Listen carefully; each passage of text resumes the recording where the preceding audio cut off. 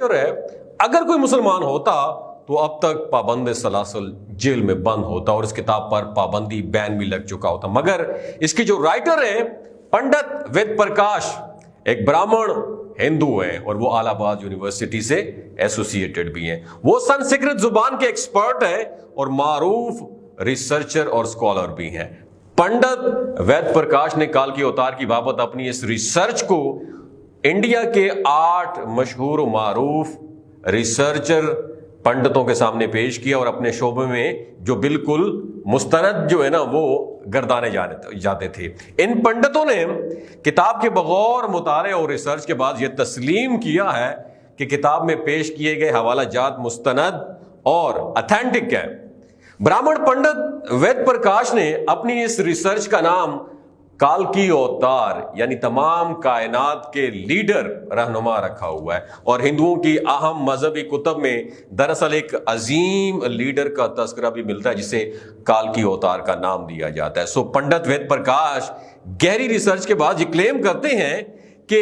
اس کال کی اوتار سے مراد حضرت محمد مصطفیٰ صلی اللہ علیہ وآلہ وسلم ہیں جو مکہ میں پیدا ہوئے۔ چنانچہ ان کا کہنا ہے کہ تمام ہندو جہاں کہیں بھی ہوں ان کو اب کسی اور کال کی اوتار کا انتظار کرنے کی ضرورت نہیں ہے، بلکہ اس کے لیے انہیں محض اسلام قبول کرنا ہے اور آخری رسول حضرت محمد مصطفیٰ صلی اللہ علیہ وآلہ وسلم کے نقش قدم پر چلنا ہے، جو بہت پہلے اپنے مشن کی تکمیل کے بعد اس دنیا سے تشریف لے جا چکے ہیں۔ اور اپنے اس دعوے کی دلیل میں پنڈت وید پرکاش نے ہندوؤں کی مقدس کتاب وید سے مندرجہ ذیل حوالے دلیل کے ساتھ پیش کیے گئے جو میں آپ کے ساتھ ڈسکس کرنا چاہ رہا ہوں۔ نمبر 1، وید کتاب میں لکھا ہوا ہے کہ کال کی اوتار بھگوان کا آخری اوتار ہے جو پوری دنیا کو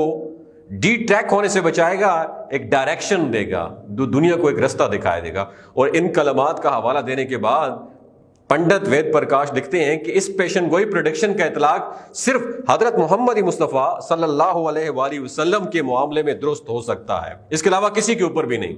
دوسری پریڈکشن دیکھیے گا، دوسرا حوالہ، ویدوں کی پریڈکشن کے مطابق کال کی اوتار ایک جزیرے میں پیدا ہوئے اور یہ عرب علاقہ ہی ہے جسے جزیرت العرب کہا جاتا ہے۔ تیسرا حوالہ، پنڈت وید پرکاش کہتے ہیں کہ مقدس کتاب وید میں لکھا ہے کہ کال کی اوتار کے والد کا نام وشنو بھگت اور والدہ کا نام سومانم ہوگا، جبکہ سنسکرت زبان میں وشنو اللہ کے معنوں میں استعمال ہوتا ہے اور بھگت کے معنی غلام اور بندے کے ہیں۔ چنانچہ عربی زبان میں وشنو بھگت کا مطلب یہ ہے اللہ کا بندہ یعنی عبداللہ ہوا، اور سنسکرت میں سومانم کا مطلب ہوتا ہے امن، جو کہ عربی زبان میں آمنہ ہوگا، اور آخری رسول حضرت محمد مصطفیٰ صلی اللہ علیہ وآلہ وسلم کے والد کا نام عبداللہ اور والدہ کا نام آمنہ ہی ہے۔ یہ حوالہ بھی درست اس نے کہا۔ چوتھا حوالہ وہ دیتے ہیں کہ وید کتاب میں لکھا ہے کہ کال کی اوتار زیتون اور کھجور استعمال کرے گا اور وہ اپنے قول و فعل میں سچا امین دیانتدار بھی ہوگا، اور یہ دونوں پھل حضرت محمد مصطفیٰ صلی اللہ علیہ وآلہ وسلم کو مرغوب تھے، جبکہ آپ سچائی اور دیانتداری میں تو اس حد تک معروف تھے کہ مکہ میں محمد صلی اللہ علیہ وآلہ وسلم کے لیے صادق اور امین کے لقب بھی استعمال کیے جاتے تھے۔ پانچواں حوالہ پنڈت وید پرکاش یہ دیتے ہیں کہ وید کے مطابق کال کی اوتار اپنی سرزمین کے معزز خاندان میں سے ہوگا، اور یہ بھی کہ محمد صلی اللہ علیہ وآلہ وسلم کے بارے میں سچ ثابت ہوتا ہے کہ آپ قریش کے معزز قبیلے میں سے تھے جس کی پوری عرب میں عزت اور شام و عراق میں پہچان بھی تھی۔ چھٹا حوالہ پنڈت وید پرکاش یہ دیتے ہیں کہ ہماری کتاب کہتی ہے کہ بھگوان کال کی اوتار کو اپنے خصوصی میسنجر قاصد کے ذریعے ایک غار میں پڑھائے گا، اور اس معاملے میں یہ بھی درست ہے کہ محمد صلی اللہ علیہ وآلہ وسلم کی وہ واحد ہی شخصیت تھے جنہیں اللہ تعالیٰ نے غار ہیرا میں اپنے خاص فرشتے حضرت جبرائیل علیہ السلام کے ذریعے تعلیم دی۔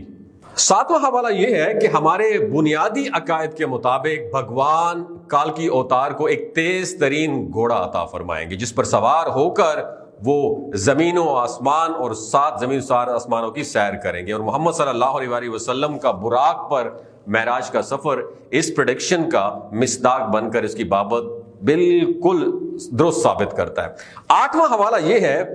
وہ لکھتے ہیں کہ ہمیں یقین ہے کہ بھگوان کال کی اوتار کو بہت ہیلپ آؤٹ کریں گے اور اسے بہت زیادہ طاقت عطا فرمائیں گے، اور ہم دوستو جانتے ہیں کہ جنگ بدر میں اللہ نے محمد صلی اللہ علیہ وسلم کی فرشتوں سے مدد فرمائی۔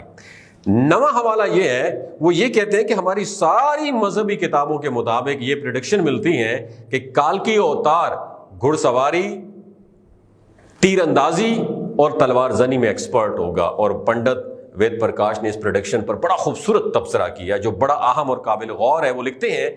کہ گھوڑوں، تلواروں اور نیزوں کا زمانہ بہت پہلے گزر چکا ہے، اب تو ٹینک، توپ اور میزائل جیسے ہتھیار استعمال میں ہیں، لہٰذا یہ عقل مندی نہیں ہے کہ ہم اس دور میں بھی، جدید دور میں بھی تلواروں، نیزوں اور برچھیوں سے مسلح کالکی اوتار کا انتظار کرتے رہے۔ حالانکہ حقیقت یہ ہے کہ مقدس کتابوں میں کالکی اوتار کے واضح اشارے حضرت محمد مصطفیٰ صلی اللہ علیہ وآلہ وسلم کے بارے میں ہیں، جو ان تمام حربی فنون میں کامل مہارت رکھتے تھے۔ ٹینک، توپ اور میزائل کے اس دور میں گھڑ سوار، تیغ زن اور تیر انداز کا کالکی اوتار کا انتظار کرنا نری حماقت ہے۔ اور اس کو اتنا پھیلائیں، جو ویڈیو میں نے آپ کے ساتھ ابھی شیئر کی ہے، کہ